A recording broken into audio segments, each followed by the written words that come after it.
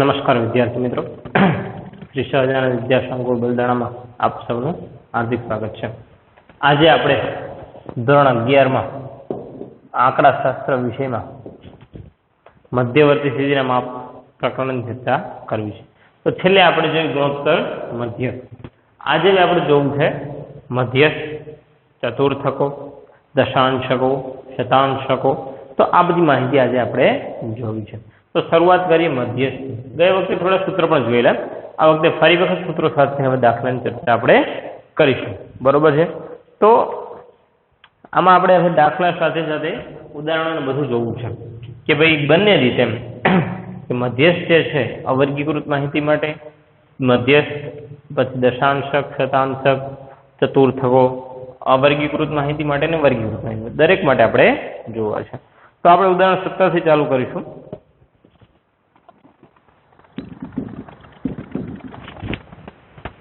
તો ઉદાહરણ 17 કે ભાઈ જુદી જુદી ફેક્ટરીમાં ઉત્પાદન થયેલા એકમોની સંખ્યા આપણને આપેલી છે. બરોબર છે. તો આની ઉપરથી મધ્યસ્થ આપણે મેળવવાનો છે.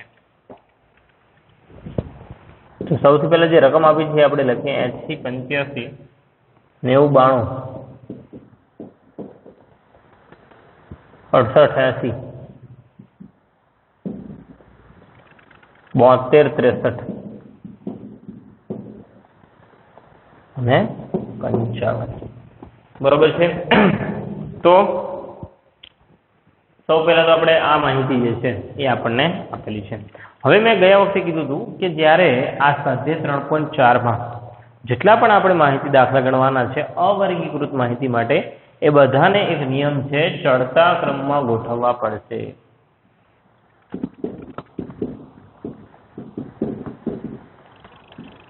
બરોબર છે કે જે માહિતી આપણને આપી છે એને ફરજિયાત ચડતા ક્રમમાં ગોઠવવી પડે. બરોબર છે. એ સિવાય આપણે દાખલો ગણી શકતા નથી. તો સૌપ્રથમ માહિતીને આપણે ચડતા ક્રમમાં ગોઠવીએ.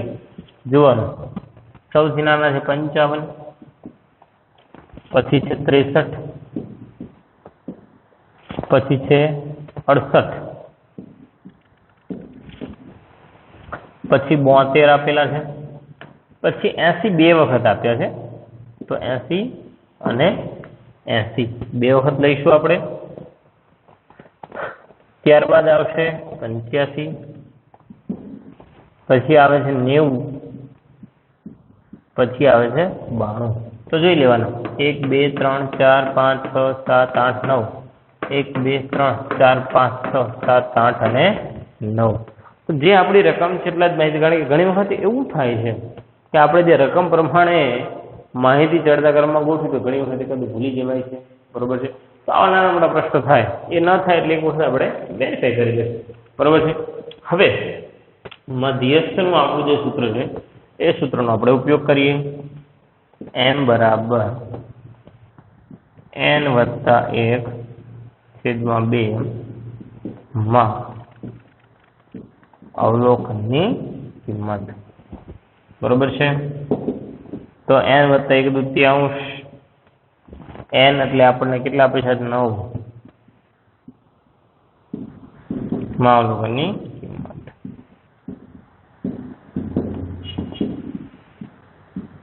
પાંચમાં અવલોકનની કિંમત. તો ઘણી વખત વિદ્યાર્થી આ પણ એક ભૂલ કરી બેસતા હોય છે કે 5 જવાબ લખીને આવતા રહેતા હોય છે કે ભાઈ આપણે સૂત્રમાં બધું લખ્યું છે. બરોબર છે. n વત્તા એટલે n એટલે 9. આપણે જે પ્રાપ્તાંકો છે 1 2 3 4 5 6 7 8 9, તો n બરાબર આપણે 9 મૂક્યા છે. 9+1/2 10/2 એટલે 5માં અવલોકનની કિંમત. તો મધ્યસ્થ માટે હવે એમ કે છે કે તમે 5માં અવલોકનની કિંમત જુઓ. તો પહેલું, બીજું, ત્રીજું, ચોથું અને 5મું અવલોકન જે છે તે 80 છે. કયું છે? 80 છે. તો જ્યારે આ રીતે આપણને માહિતી આપે છે, બરોબર છે, ખૂબ સહેલી અને સરળ, કદાચ તમે આગળના ધોરણમાં ભણી પણ ગયા હશો, તો મધ્યસ્થ એ ખૂબ સરળ છે. બરોબર છે કે જેની ઉપરથી આપણે સરળતાથી માહિતીનો જવાબ મેળવી શકીએ છીએ. હવે આપણે જો અહીંયા જોવું હોય કે આપણે મધ્યસ્થ હોય તો બરોબર, હવે જો અહીંયા આપણે ચતુર્થક શીખવો હોય, બરોબર છે, તો સંખ્યા થોડીક આપણે ફેરવીએ. ચાલો 92 પછી આપણે આપણી, કારણ કે આપણે રીતે દાખલો કરવો છે ને, થોડોક સુધારો વધારે કરીએ. 95 અને 98 આ બે માહિતી ધારો કે આપણને આપી છે, બરોબર છે. હવે શું કરશું, તો આપણે શીખવો છે ત્રીજો ચતુર્થક.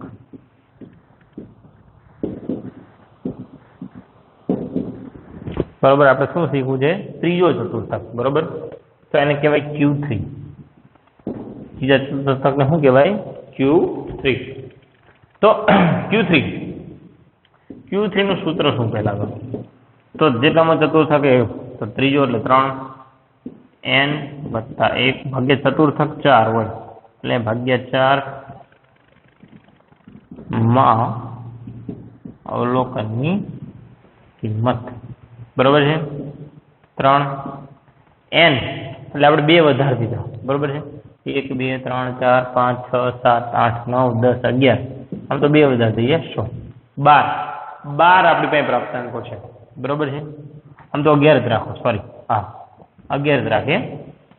11 + 1/4 માં અવલોકનની કિંમત 3. 11 ને 1 12 ભાગ્યા 4 માં અવલોકનની કિંમત 12 ભાગ્યા 4 એટલે 3 માં અવલોકનની કિંમત, બરોબર છે. 3 ગુણ્યા 3 એટલે 9 માં અવલોકનની કિંમત. તો 9મું અવલોકન જે Q3 બરાબર છે તે આપણને દર્શાવે કે 9મું અવલોકન કેવું છે કે 1 2 3 4 5 6 7 8 અને 9. તો Q3 આપણે મેળવ્યું. જો બહુ ખૂબ સરળ છે, સૂત્ર બધા એક જેવા છે, બરોબર છે. આપણે ફક્ત એમાં સુધારા વધારા કરવાના છે ધીમે ધીમે, એટલે વાંધો આવે નહીં. રકમમાં હું મારી રીતે સુધારા વધારા કર્યા છે કે હું તમને સરળતાથી સમજાવી શકું, બરોબર છે.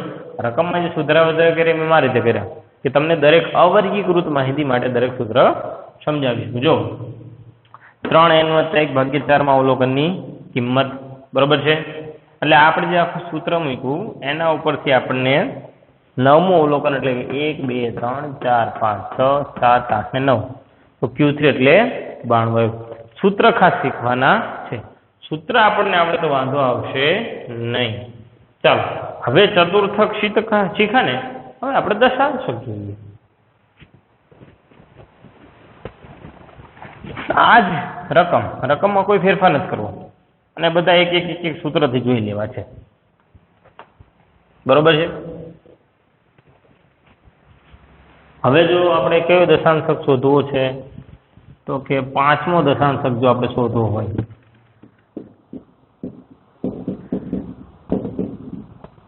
તો એને કહેવાય D5. દશાંશક માટે D વપરાય છે, દરેક માટે અલગ અલગ વપરાતું હોય છે, બરોબર છે. શતાંશક માટે પાછું P વપરાય છે, બરોબર છે.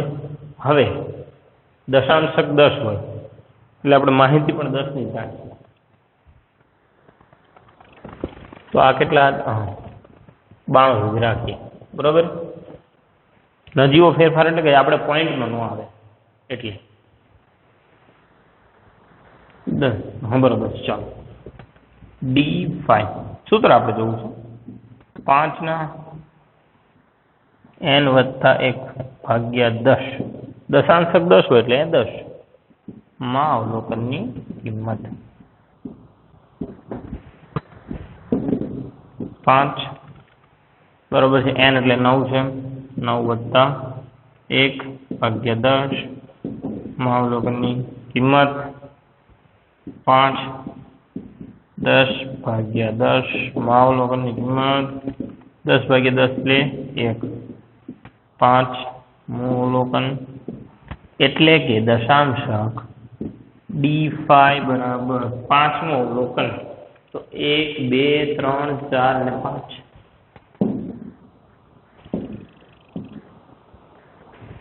તો D5 બરાબર 10. જો સૂત્ર જે તમારે શીખવાનું છે જોવાનું છે એ સૂત્રની બધી મારામારી છે. D5 હોય છે, Q3 હોય છે, બરોબર છે. તો જેટલામાં દશાંશક ચતુર્થક ગોતીએ એટલો અહીંયા અંક લખીએ છીએ અને ખાસ અહીંયા એક આપણે ફેરફાર કરીએ છીએ. ચતુર્થક 4 હોય, દશાંશક 10 હોય, શતાંશક જો આપણે જોવા હોય, બરોબર છે, તો શતાંશક પણ આપણને ખ્યાલ આવી જાય, બરોબર છે. તો આ રીતે હોય છે બધી માહિતી. હવે એક શતાંશક પણ આપણે જોઈ લઈએ છેલ્લું, એટલે આપણને ખ્યાલ આવે અવર્ગીકૃત માહિતી માટે બધું થઈ જાય.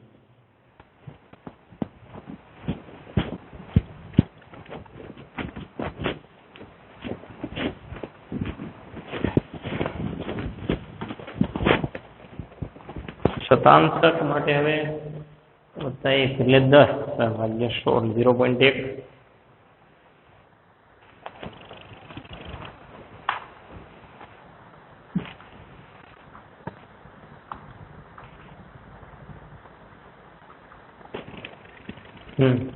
બરોબર.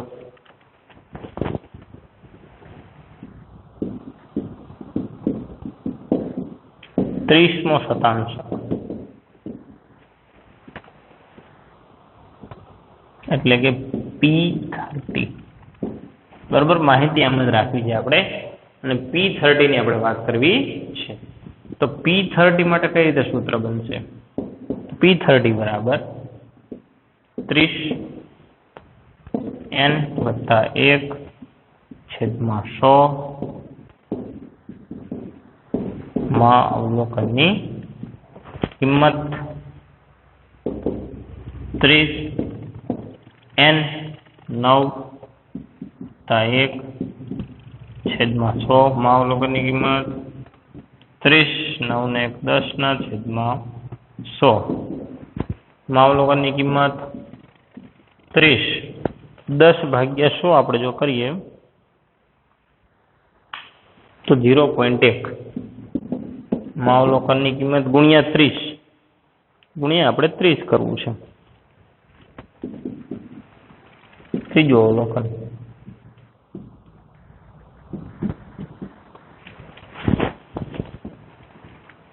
તો P30 બરાબર ત્રીજું અવલોકન માહિતીમાં પહેલું, બીજું અને ત્રીજું.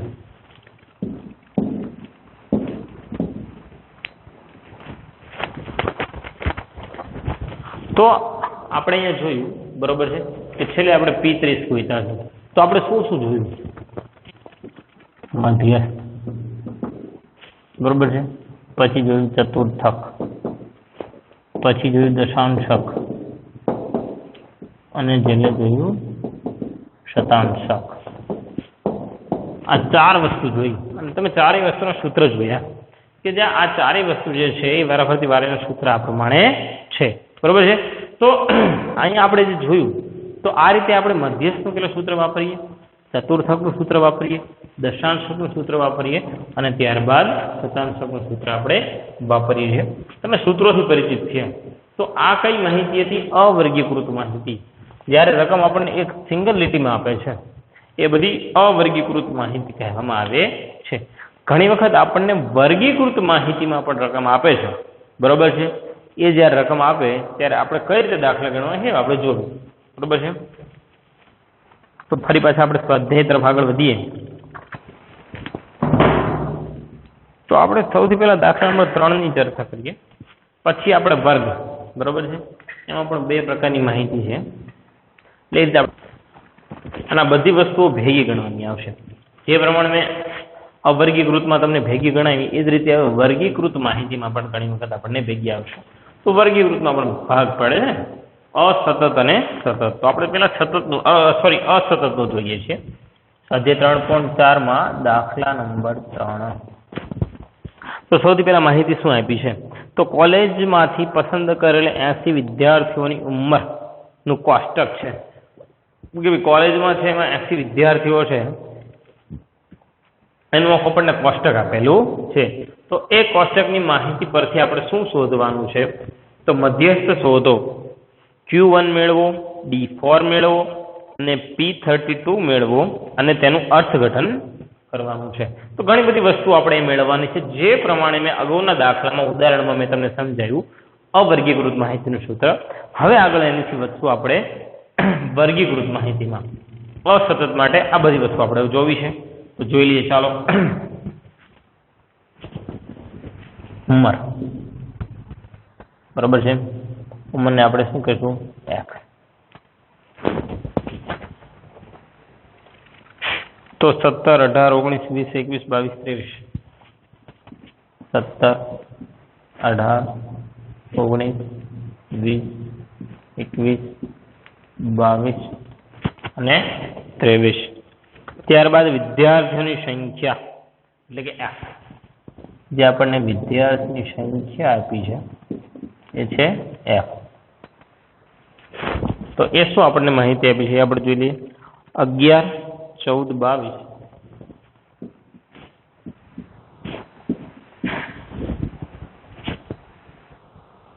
15, 8, 6, 4, 15, 8, 6 અને 4. n બરાબર 80. 80 વિદ્યાર્થીઓ છે. તો આ આપણને રકમ આપી છે, બરાબર છે, x. આ અગાઉના ચેપ્ટરમાં પણ તમે શીખાશો, મધ્યકમાં પણ તમે શીખાશો આ પ્રકારની માહિતીથી મધ્યક. હવે આગળ આપણે વધીએ. આ પ્રકારની જ્યારે માહિતી આપે છે ત્યારે હવે મધ્યસ્થ અને બધું આગળની ચતુર્થક, દશાર્થક જે આપણે કઈ રીતે ગોતવાનું છે એ આપણે જોશું. તો આવી જ્યારે આપણને રકમ અને માહિતી મળે ત્યારે ફક્ત એક જ ખાનું બનાવવાનું છે આપણે, જે છે CF. એક જ ખાનું જે આપણે જવાબ માટે બનાવવાનું છે, ફક્ત એક ખાનું બનાવવાનું છે, CF. CF એટલે શું તમે બધા જાણો છો, ફરી વખત જોઈ લઈએ. F પરથી બને છે 11 ના 11, પછી 11 વત્તા 14, બરોબર, તો એ થશે 25. હવે ઉમેરતા જવાનું. અગાઉની F માં આપણે એના પછીની F સતત આમાં ઉમેરતા જશું એટલે આપણને CF મળશે, બરોબર છે. 11 વત્તા 14 એટલે 25. આ 25 ને અહીંયા લઈએ, વત્તા 22 એટલે 47. આ 47 અને અહીંયાથી 15 લઈએ એટલે 62. 62 વત્તા 8 એટલે 70. 70 વત્તા 6 76. 76 વત્તા 4 બરાબર 80. બરોબર છે. એનો આપણે કોઈ સરવાળો કરતા નથી. તો આ બીજા ચેપ્ટરમાં પણ આપણે જોયું હતું, અહીંયા પણ આપણે જોઈ લઈએ કે કઈ રીતે F માંથી CF બનાવે છે, બરોબર છે. હવે આગળ શું જોવાનું છે, તો આપણને કીધું છે કે આ માહિતી મળે છે એની ઉપરથી સૌથી પહેલા મધ્યસ્થ મેળવવું. શું મેળવવાનું છે? મધ્યસ્થ.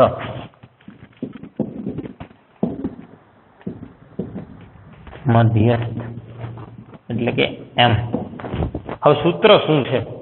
તો અવર્ગીકૃત માહિતીનું અને વર્ગીકૃતમાં અસતત આવૃત્તિ વિતરણનું સૂત્ર એક જ છે.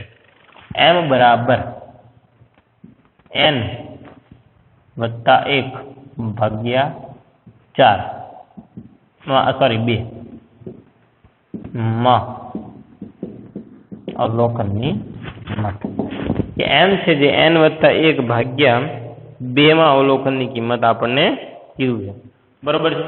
તો હવે એમાં જોઈએ આપણે n એટલે શું, તો એને એટલે આપણને સ્પષ્ટ દેખાય છે કે 80 વિદ્યાર્થીઓ છે.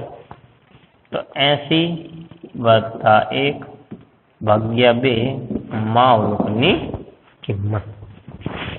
80 વત્તા 1 81 ભાગ્યા 2 માં અવલોકનની કિંમત 81 ભાગ્યા 2 40.5. હવે શું 40.5 એ જવાબ નથી. 40.5 એ જવાબ એટલા માટે નથી કારણ કે હજી મૂળ અવલોકન આપણે જોઈએ છીએ, બરોબર છે. હવે કયા અવલોકન? એમ તો જવાબ હંમેશા જ્યારે આ રીતે માહિતી આપે છે ત્યારે જવાબ હંમેશા આપણે x માં ગોતવાનો છે, નહીં કે આ જવાબ છે નહીં, પરંતુ જે આપણને x માં મળે છે એ આપણો સાચો જવાબ છે. તો કઈ રીતે જોઈશું? તો CF નું ખાનું જોવાનું છે. 40.5 ને CF માં જોતા તો આપણે 40.5 ને CF માં ગોતીએ તો ખરેખર ક્યાં છે? 11 ના, 25 માં ના, 47 માં કે હા. તો 47 માં 40.5 નો સમાવેશ થાય છે.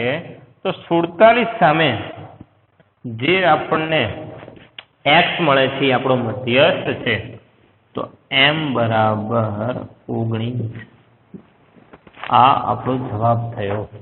અહીંયા આપણો જવાબ છે M બરાબર 19. એટલે આપણને શું પૂછ્યું છે કે ઉંમરનો મધ્યક આપણને પૂછ્યો છે. તો તેથી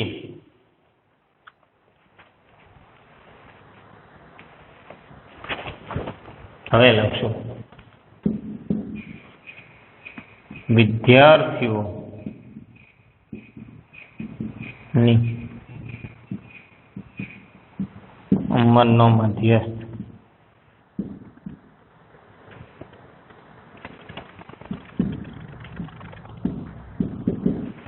ઓગણીસ હશે. બરાબર છે. વિદ્યાર્થી જે ઉંમર છે એનો મધ્યસ્થ શું હશે? 19 હશે. તો આ રીતે આપણે અર્થઘટન કરવાનું રહેશે. બરાબર છે. ચાલો તો મધ્યસ્થ જોઈએ તો આગળ જોઈએ. આગળ શું કીધું છે? તો આગળ કીધું છે કે Q1 પણ મેળવવું. હવે બાકી બધી Q1 આમ તો મળી જશે. પછી પહોંચશું આપણે.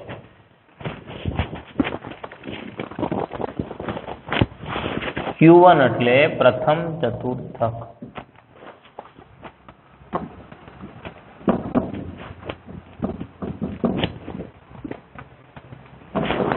Q1 એટલે શું થશે? પ્રથમ ચતુર્થક.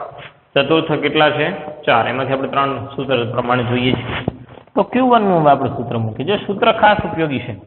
જે આપણે ગોતીએ છીએ દરેકના આપણે સૂત્ર ખાસ યાદ રાખવાના છે. સૂત્ર યાદ નહીં રહે તો તકલીફ પડવાની છે. એટલે સૂત્ર ખાસ તમારે યાદ કરવાના છે. ચાલો Q1 બરાબર એક અહીંયા લખો અથવા ન લખો ચાલો. બરાબર છે. છતાંય આપણે યાદ રહે એના માટે લખીએ 1.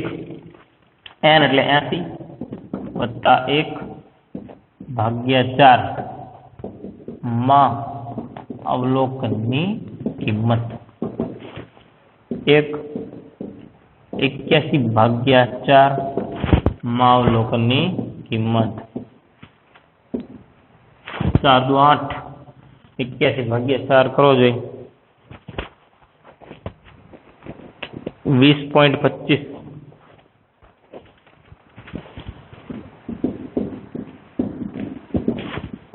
2 કાર એટલે 20.25 ને CF માં જોતા જ્યારે આ 20.25 આવે ત્યારે આમ સમજી નહીં લેવાનું કે જવાબ આવ્યો છે, પરંતુ આપણે જોવાનું ભાઈ 20.25 ને CF માં જોતા એટલે કે એને આપણે CF માં જોવાનું છે. બરોબર છે. તો CF માં જોશું એટલે આપણને Q1 મળશે. 20.25 એટલે શું? 11 માં આવે 20.25 કે ના 25 માં આવે તો કે હા, તો એ જે આવે છે 18 એની સામે x જોવાનો. ભૂલથી કોઈ આ નો જોઈ લેતા હો, આ લાઈન આપણે નથી જોવાની.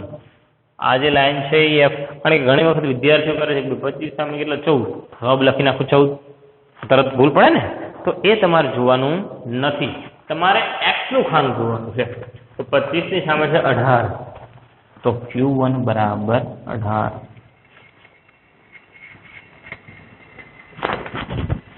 બરાબર છે. તો તેથી પછી દરેકનું જો અંદર રકમમાં લખ્યું છે. શું લખ્યું છે કે એ બધું ગોતો અને તેનું અર્થઘટન પણ કરો. તો Q1 એટલે 25%, આ મધ્યસ્થ એટલે 50%. 50% વિદ્યાર્થીઓની ઉંમરનો મધ્યસ્થ. બરોબર. હવે તેથી અહીં 25% વિદ્યાર્થીઓની ઉંમર 18 વર્ષ હશે. આ બધા આપણે જે અવલોકનો આપણને મળે છે, જે જવાબ મળે છે, એની પરથી આપણે તારણ કાઢીએ છીએ. 50% વિદ્યાર્થીની ઉંમરનો કે મધ્યસ્થ 19 હશે. 25% વિદ્યાર્થીઓની ઉંમર જે સરેરાશ, આપણે બધા સરેરાશ જોઈએ છીએ. બરોબર છે. તો 18 વર્ષ હશે. તો આ પ્રમાણે આપણે સૌ પ્રથમ મધ્યસ્થ હોય તો પછી જોયું પ્રથમ ચતુર્થક. ત્યારબાદ શું આવે છે? તો ત્યારબાદ હજી આવે છે D4. બરોબર છે. ચોથો દશાંશ. હવે આપણે આ પૂછી નાખીએ. આ જ માહિતીમાં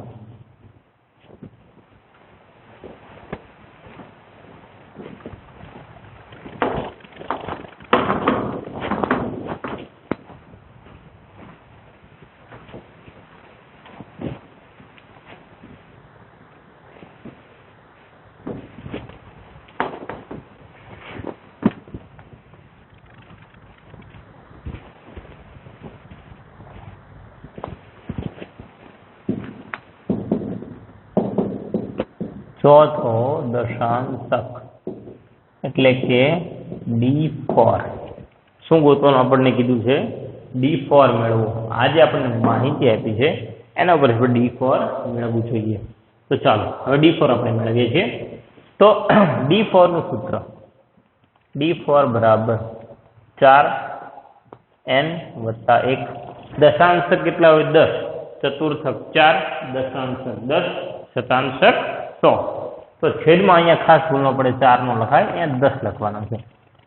માં અવલોકનની કિંમત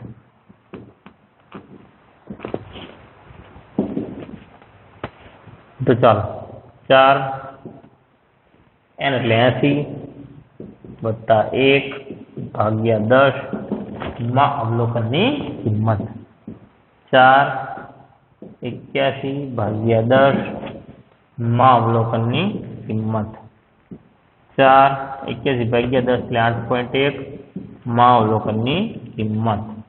બરોબર છે? 8 ગુણ્યા 8.1 ગુણ્યા 4 કરો.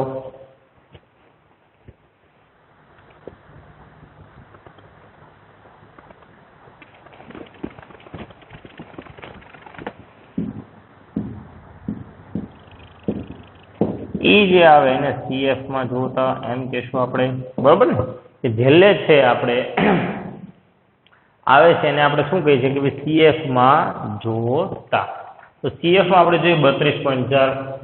11 સામે નો આવે, 25 ટકા નહીં, 47% હા એની સામે આવે. તો 47 એટલે કે D4 બરાબર 19. બરોબર છે? દરેક જવાબ પાસે આપણે પેટી રાખીશું એટલે આપણને ખ્યાલ આવે કે અહીંયા આપણો જવાબ છે ને અમને પણ જોવામાં સરળતા આવે છે. તેથી અહીં 40% વિદ્યાર્થીઓની ઉંમર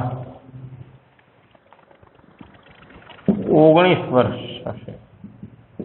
આપણે અનુમાન કર્યું D4 એટલે 40 દશાંશક. બરોબર છે? તો દશાંશક આપણે જે આવે છે 40%, કે ભાઈ D4 અહીં 40% વિદ્યાર્થીઓની ઉંમર 19 વર્ષ અથવા તેનાથી ઓછી હોઈ શકે છે. તો આ બધા આપણે સાથે સાથે તારણ પણ કાઢવાના છે. જે આપણી પાસે માહિતી મળે છે એના આપણે તારણ પણ કાઢતા રહીશું એટલે આપણને ખ્યાલ આવે. બરોબર છે? ચલો હજી આપણે બાકી છે. બરોબર છે? હજી આપણે એક રકમ ગોતવાની બાકી છે. તે શું છે? તો કે તે છે P32.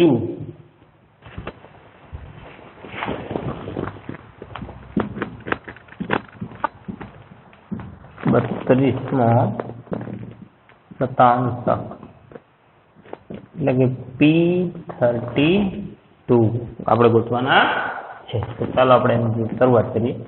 P32 બરાબર 32 n + 1. શતાંશક કેટલા છે? 100